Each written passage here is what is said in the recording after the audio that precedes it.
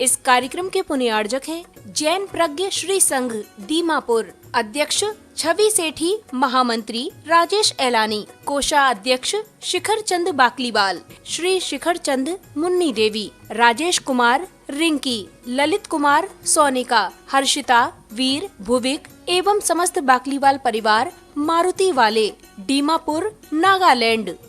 अनिल कुमार, सविता, अमन, आयुषी, खुशी ठोलिया, इम्फाल, महेंद्र, मीना, कशवी, विधान सेठी, दीमापुर, सुमित, बीना, शब्द एवं रावी बगड़ा, विजयनगर।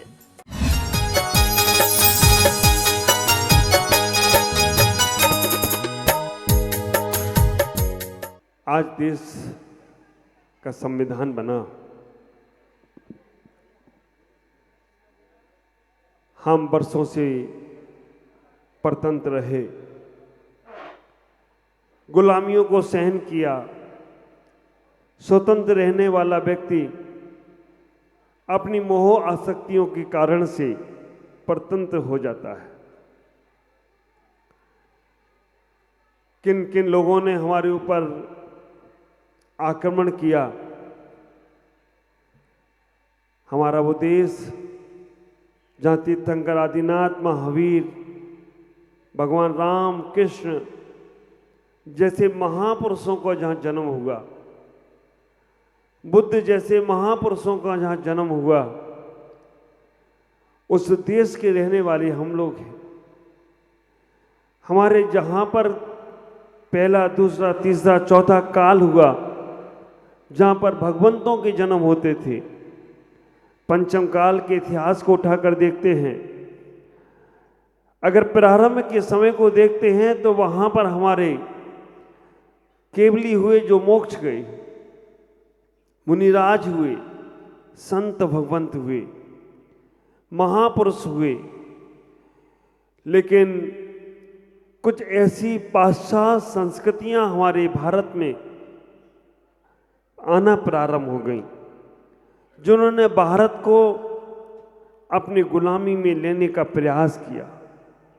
विचार करके रखना, हमने उनको आने ही क्यों दिया जो हम गुलाम होते। लेकिन हमारी मोह आसक्तियां, हमारा लोभ प्रवृत्ति, हमारे राज की सत्ता को हड़पने की मानसिकताएं आपस में फूट डालकर हमें गुलाम बनाया गया। जब मुस्लिम संप्रदाय के लोग, अंग्रेज लोग या और बहुत सारे लोग बाहर से विदेशी संस्कृतियों को लेकर हमारे यहाँ आए और आने के बाद उन्होंने जयचंद जैसे लोगों को अपने कब्जे में किया और इस भारत पर राज करने लग गए।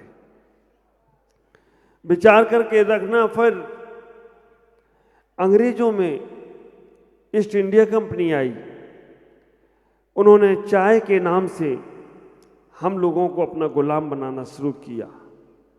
बिजनेस, व्यापार सब उन्होंने हथियाने शुरू कर दिए।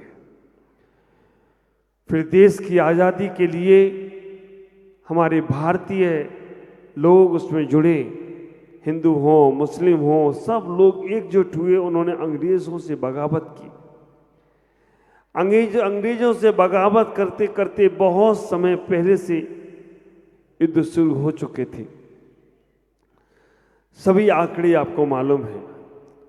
देश की स्वतंत्रता में हमारे बहुत से महापुरुषों ने अपना बलिदान दिया।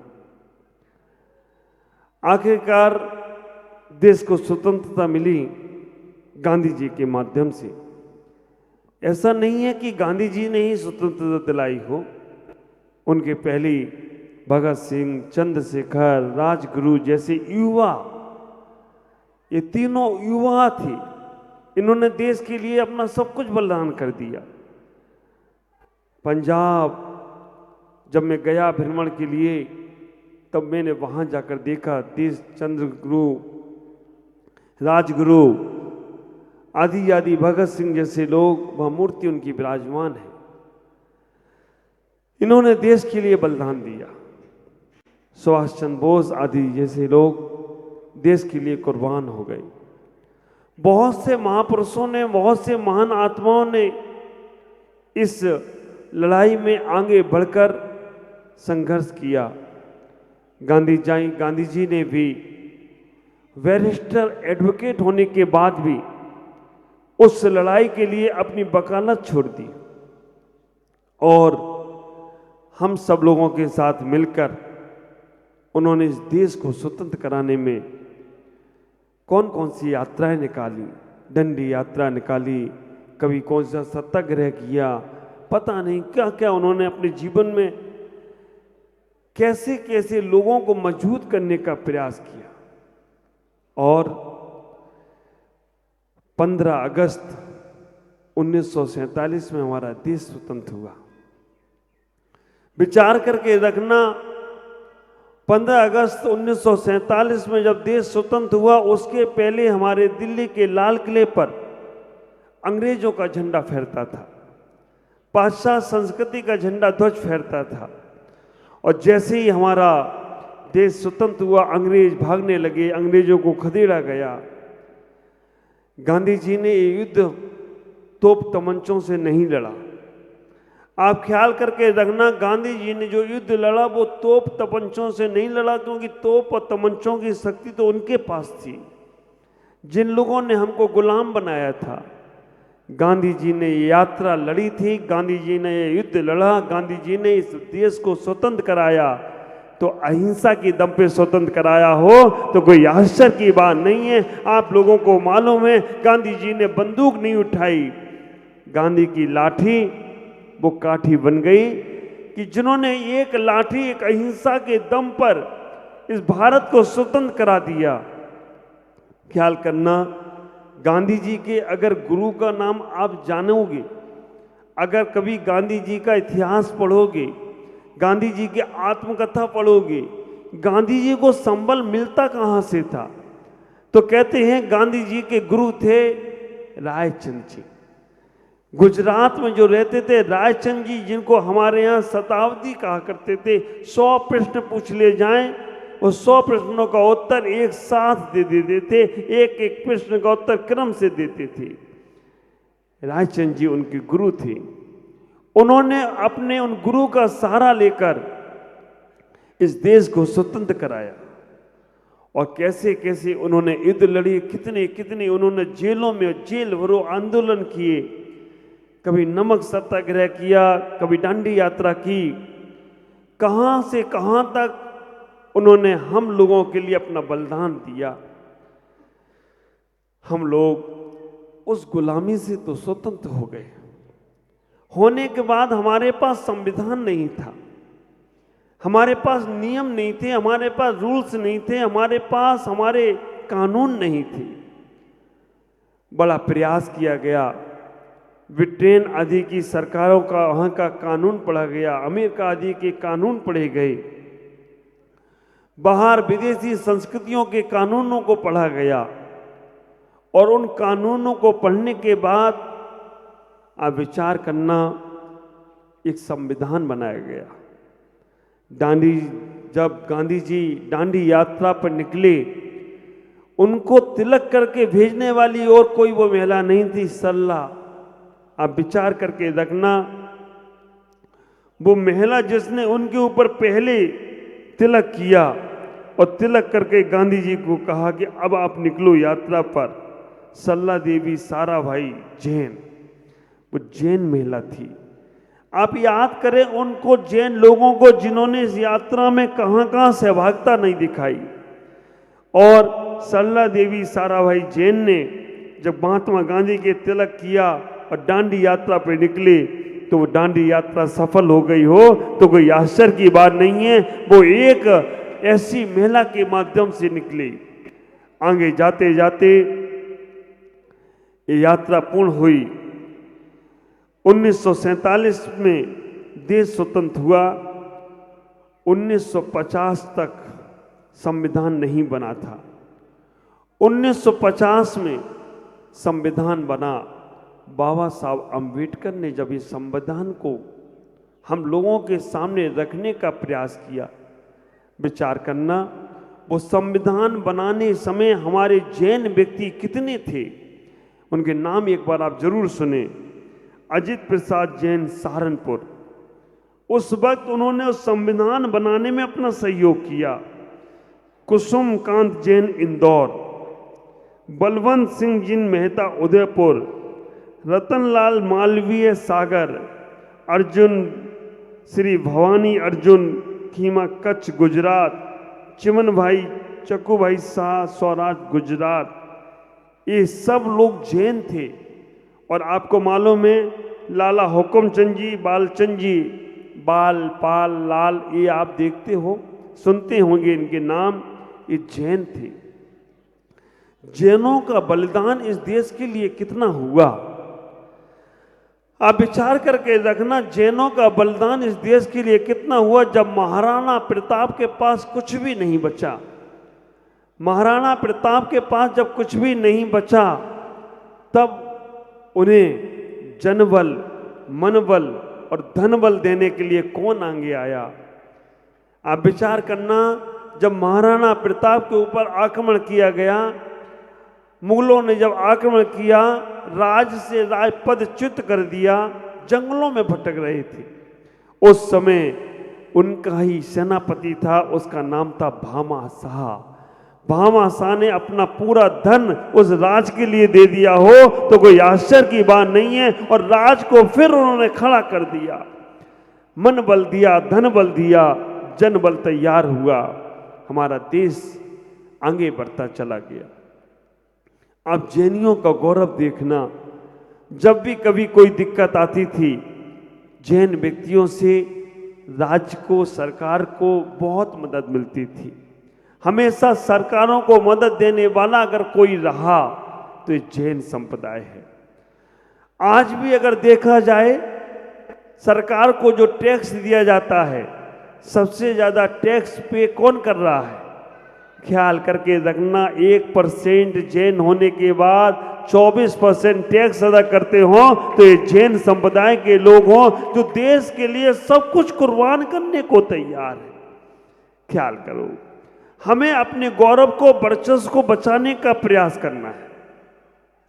आज जैन संप्रदाय को इस गणतंत्र दिवस पर जो संविधान बना था, इस गणतंत्र दिवस को गुणतंत्र दिवस बनाने का प्रयास करो। जो भी जैन समाज, जहां जहां जैन समाज है, आप ख्याल करके रखना। सबसे पहले मैं कहता हूं कि हम जैन बाद में हैं, हम हिंदू बाद में हैं, हम मुसलमान बाद में हैं, हम सिख बाद में हैं, हम ये सब चीजें बाद में हैं। पहले हम हिंदुस्तानी हैं। अगर आपके मन में पहले ये भाव आ गया कि मैं हिंदुस्तान में रहने वाला पहले हिंदुस्तानी हूं, तो आप विचार करना, आपका धर्म सुरक्षित रहेगा, आप सुरक्षित रहेंगे। मैं हमेशा बोला करता हूं, पहले हिंदुस्तान, फिर इंसान, फिर भगवान। पहले हिंदुस्तान से प्यार करो, फिर इंसान से प्यार करो, फिर अपने अपने भगवान से प्यार करो। तुम्हारा ये भारत हमेशा भारत बना रहे तो कोई आश्चर्य की बात नहीं है। लेकिन हम अपने अलग अलग संप्रदायों के कारण से, अलग अलग मानसिकताओं के कारण से हम बढ़ते चले जा रहे हैं। हम बंटने का काम बंद करें। सबसे पहले हमें हिंदुस्तान के बारे में सोचना है, और ये हिंदुस्तान हमारा है। आप विचार करके रखना, हम इस हिंदुस्तान के, भारत के नागरिक हैं, तो हमें अपने घर परिवार, दुकान, व्यापार, मंदिर, इन सब के पहले भारत के बारे में सोचना चाहिए। कैसे सोचेंगे?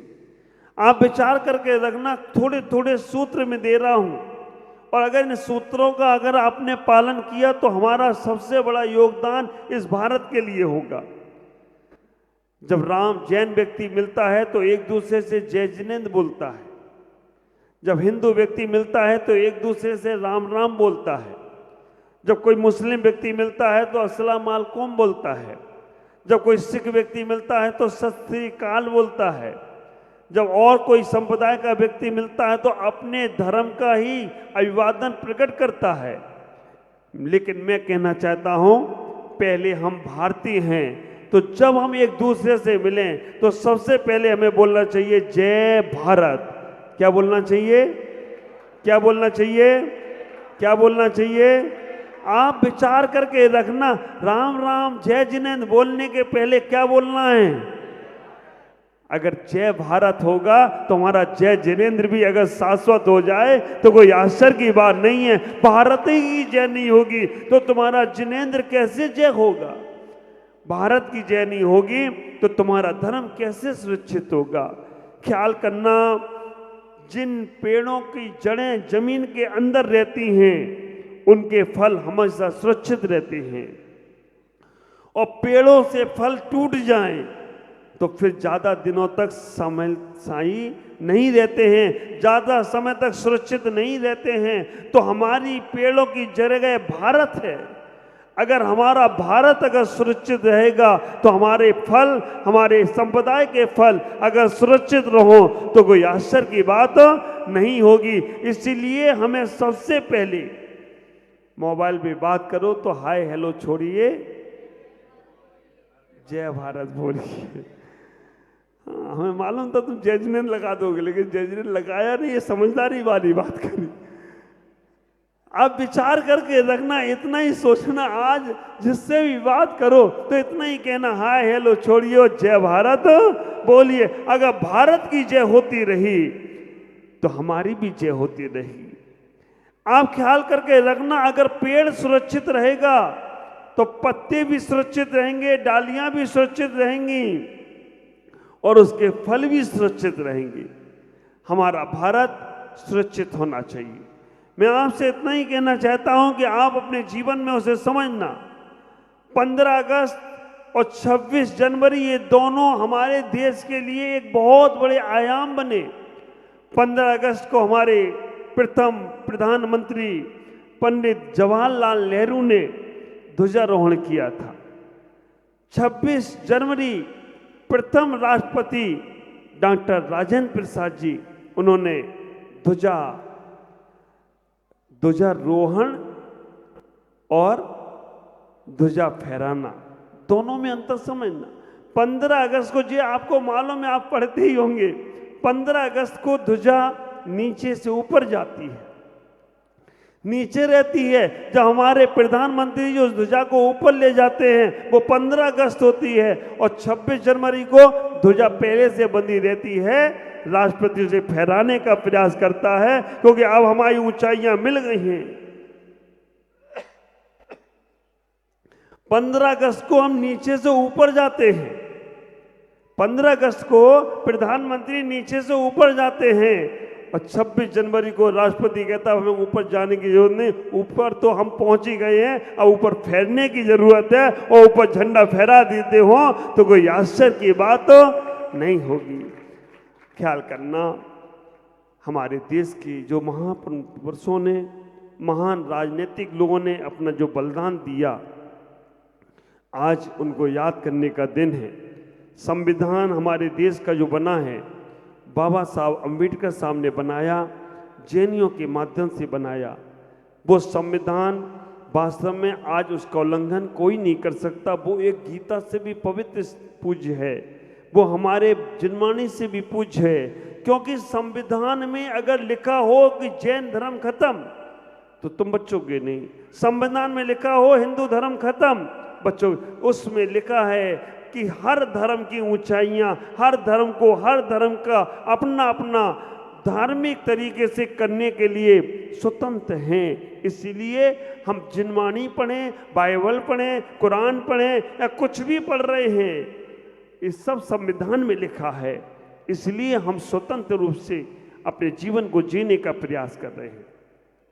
मैं आप सबसे कहूँगा, आज उस संविधान की पवित्रता को बचाने के लिए, उस संविधान की अपने जीवन की ऊंचाइयों को पाने के लिए हमें भारत सरकार से कभी भी अपने जीवन में उनके नियमों को तोड़ना नहीं चाहिए। ख्याल करना, अगर हम उन नियमों का पालन करेंगे तो समझना हमारी जिनवाणी का पालन होगा। अगर हम भारत सरकार के नियमों को तोड़ते हैं, कोई भी चीज़ होता है, तो हमारे धर्म पर भी आंच आने वाली है। हाँ, अपने नियम कानून के लिए हम भारत सरकार से जरूर लड़ें कि हमसे कोई नियम का उल्लंघन ना हो सके, तभी तुम्हारे जीवन की सार्थकता होगी। ओम नमः